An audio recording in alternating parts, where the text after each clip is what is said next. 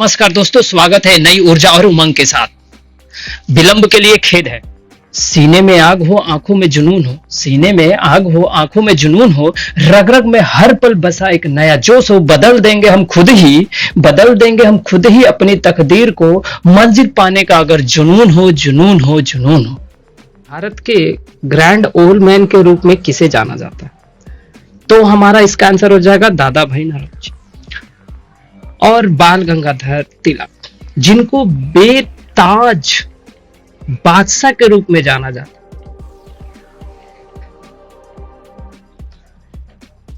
सुभाष चंद्र बोस जी, जिनको नेताजी के नाम से जाना जाता। और ये आपके लिए दादा भाई नौरोजी, भारतीय राष्ट्र कांग्रेस के 3 बार अध्यक्ष रह चुके थे।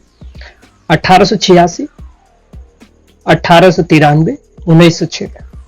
इनके द्वारा एक पुस्तक लिखी गई थी, poverty and on British rule in India, 1901। ठीक है, 1906 में भारतीय राष्ट्र कांग्रेस के ये अध्यक्षता किए थे और उन्होंने स्वराज शब्द का क्या किया था, इस्तेमाल किया था। महात्मा बुद्ध ने अपना प्रथम उपदेश कहां दिया था? तो इसका सही आंसर होगा सारनाथ, ऋषिपत्तनम, वाराणसी में। और कुछ इससे जुड़े हुए महत्वपूर्ण तथ्य, जैसे कपिल वस्तु लुम्बिनी, नेपाल, जो कि यहां पे इनका क्या हुआ था, जन्म हुआ था। उत्तर प्रदेश का जो कि कुशीनगर है, यहां पे इनको मोक्ष मिला था। और बोध गया में, जो कि बिहार में है, वहां पे ज्ञान की प्राप्ति हुई थी। अब इस क्वेश्चन से जुड़े हुए कुछ महत्वपूर्ण तत्व है और ये प्रबल संभावना है कि इस साल क्वेश्चन में आए, क्योंकि विश्व धरोहर स्थल में बौद्ध धर्म के त्रय रत्न, जो कि बुद्ध, धम्म और संघ है। उपदेश पाली भाषा में। चतुर्थ जो बौद्ध समिति के बाद बौद्ध धर्म 2 भागों में क्या हो गया था, हीनयान और महायान में क्या हुआ था, बट गया था। मृत्यु, जो कि स्तूप के रूप में चिन्हित हुआ है और उनके मृत्यु के बाद कहा जाता है कि उनके अंगों को जहां जहां स्तूप है वहां स्थापित कर दिया गया था, जो आज हमारे सारनाथ में भी है और विश्व धरोहर में उन्हें शामिल किया गया है हाल ही में। त्रिपिटक, प्रथम विनय पिटक होता है जो भिक्षुकों के नियमों के संबंध में है। द्वितीय वाले में क्या है, सुत्त पिटक, जो कि बौद्ध की जो पारंपरिक शिक्षा होती है उससे संबंधित। तृतीय में क्या है, जिसे अभिधम्म पिटक के नाम से जानते हैं, वो बौद्ध धर्म के दर्शन और सिद्धांतों का अनुकूल है।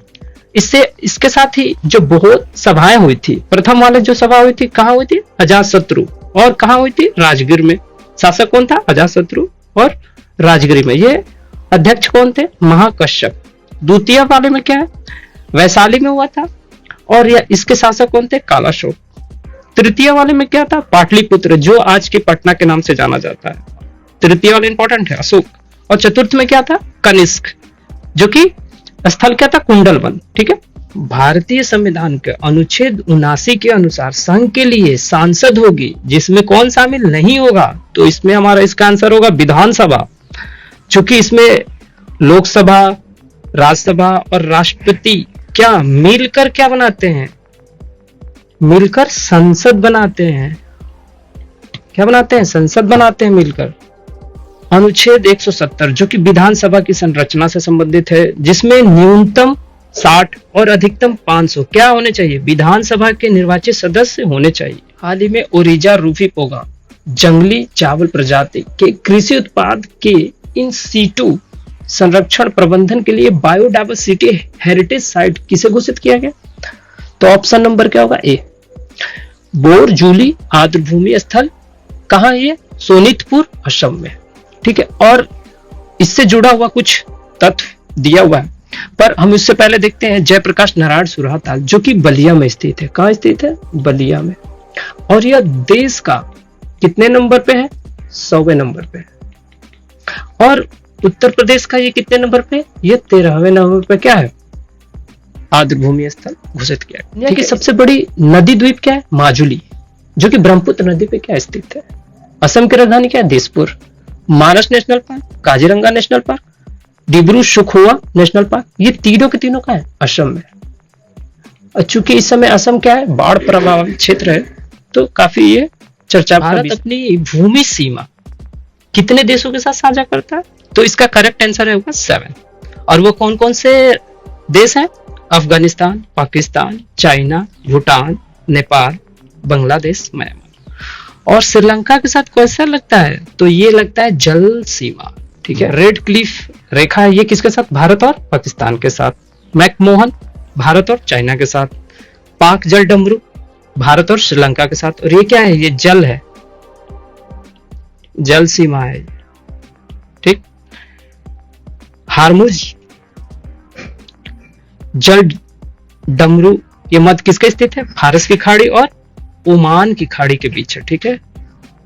जिब्राल्टर जल डमरू संधि ये अटलांटिक महासागर और भूमध्य महासागर। बैरिंग जल डमरू एशिया और उत्तरी अमेरिका के बीच है। महावीर ने निम्नलिखित में से किस स्थान पर मोक्ष प्राप्त किया था? तो इसका सही आंसर होगा पावापुरी, नालंदा, बिहार। कुंडलवन में इनका क्या हुआ था? जन्म हुआ था। और कपिलवस्तु लुम्बिनी ये जो कि नेपाल में, किसका जन्म हुआ था? बुद्ध का हुआ था।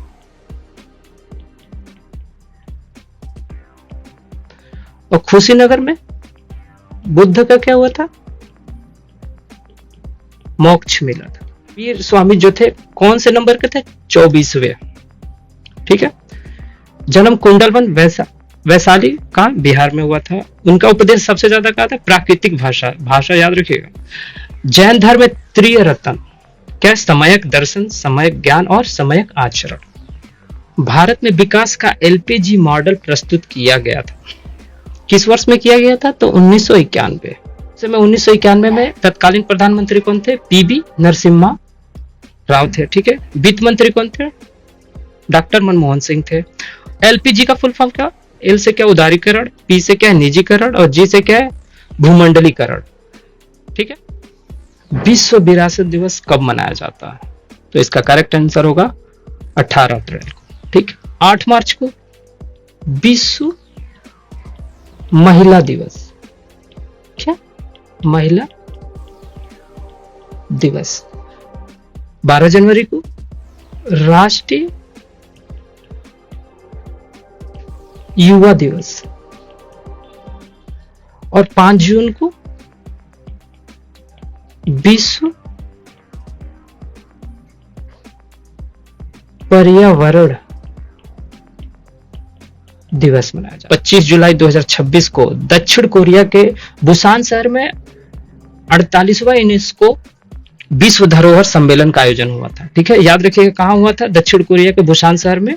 और 48वें नंबर विश्व धरोहर सम्मेलन का आयोजन हुआ। 18 अप्रैल विश्व विरासत दिवस 2026 को मनाया जाता। और इस वर्ष का जो थीम था इसको आप नोट कर लीजिएगा। और 8 मार्च को विश्व महिला दिवस इस वर्ष का theme.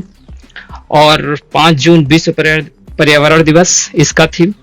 Inspired by nature for climate for our future, ये इंपॉर्टेंट है, इसको आप लोग देख लीजिएगा। आदान का विलोम शब्द क्या होगा?